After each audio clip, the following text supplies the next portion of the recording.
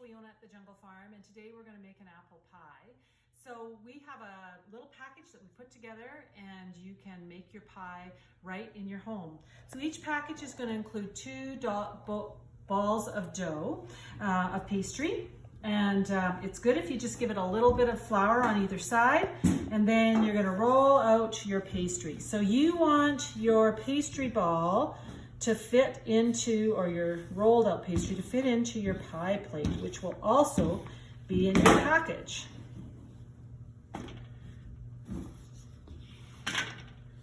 All right, so now I'm going to check it and see if it fits the edge. I don't want to stretch it, but it fits right around into my pie dish.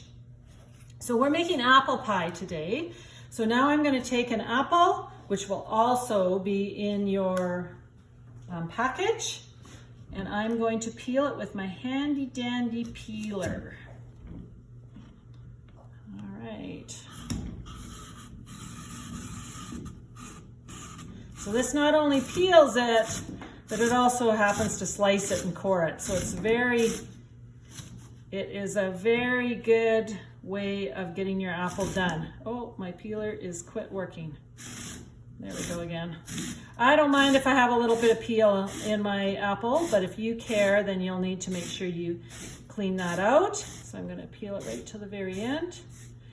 And then, so now my core I want to be left behind.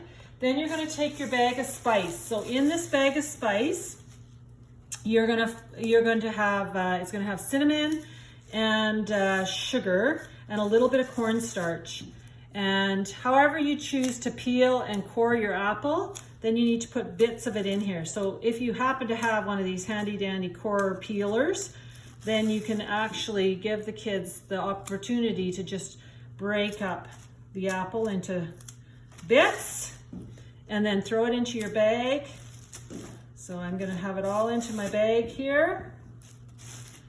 And I'm going to take my bag and I'm going to shake it all up because I want that apple to be completely coated with the cinnamon, sugar, and cornstarch. So I'm going to give it a real good shake because I want that spread all the way through that apple. I don't want a lump of sugar in one spot or another.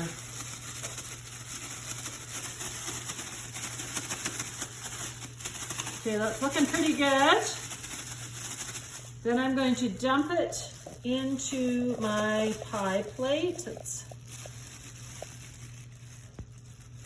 And I'm going to kind of spread it around. Ooh, this bag looks like it had lots of cinnamon, which is just my favorite way.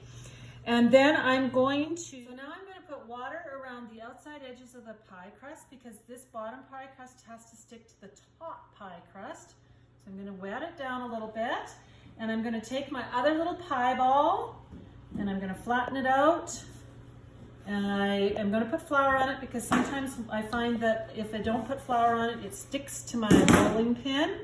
So my goal this time is to get my pastry ball to the size that it'll fit over top of my little pie here.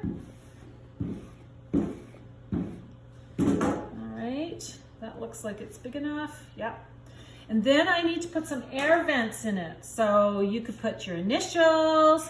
I'm going to put on an A for apple. So basically you're just wanting to have some steam vents on it. I'm going to place it on top of my pie.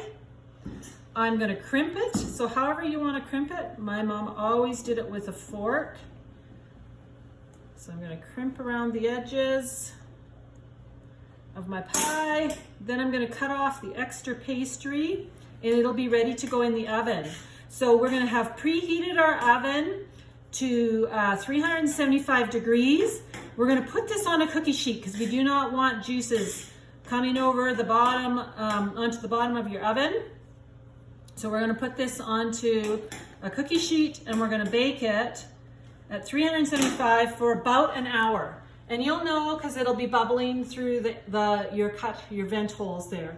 And this extra pastry, you can do what you would like with it. Don't eat it raw, because pastry is just lard, flour, egg. So don't eat it raw. But my mom would have taken it and flattened out little circles of it.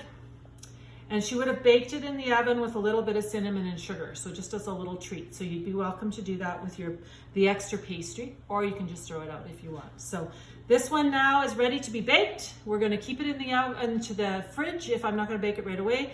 Or I could actually freeze it if I wanted to. But then I'm going to bake it 375 for about an hour until I can start seeing little bubbling and juicing happening, and it's going to smell pretty lovely. So homemade pie ready to go. Thanks so much.